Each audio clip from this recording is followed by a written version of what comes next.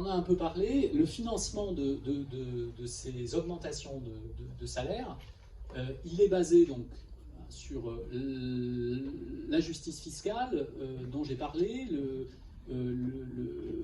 la possibilité de récupérer l'évasion fiscale et l'optimisation fiscale. J'ai oublié aussi de préciser notre mesure phare, qui est le prélèvement à la source des profits des multinationales. On dit souvent, attention, les multinationales, si vous les taxez, elles délocalisent leurs profits. Ben, nous, on va créer un impôt à la source, comme ceux qui payent des impôts parmi vous sont déjà familiers avec le prélèvement à la source. Je ne crois pas qu'il y en ait beaucoup, tant mieux pour vous. Encore que ça voudrait dire que vous ayez enfin des revenus dignes.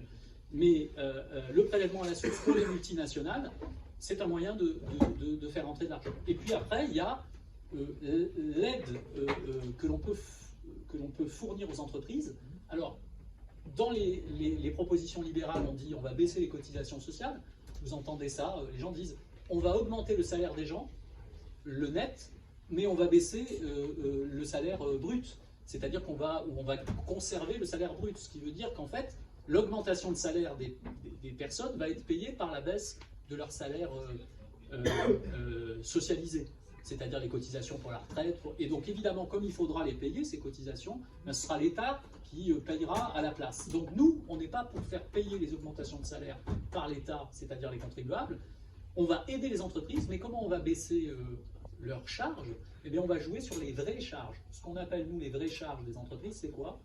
C'est les taux d'intérêt des banques, c'est les assurances, et c'est pour ça qu'on aura nationalisé AXA, et c'est aussi donc les prêts, les assurances, et la troisième composante vient de m'échapper à l'instant, c'est le prix de l'électricité, l'énergie, que nous proposons de faire baisser drastiquement grâce à une autre de nos mesures phares, qui est la nationalisation du secteur de l'énergie, la renationalisation d'Engie, Gaz de France, qui redeviendrait public, la nationalisation ou la lutte contre le début de privatisation d'EDF, et la constitution de cet acteur public nous permettrait de faire baisser le prix de l'électricité, donc moins de primes d'assurance, moins de taux d'intérêt au niveau des banques, et moins de dépenses pour l'électricité, en échange d'une augmentation des salaires.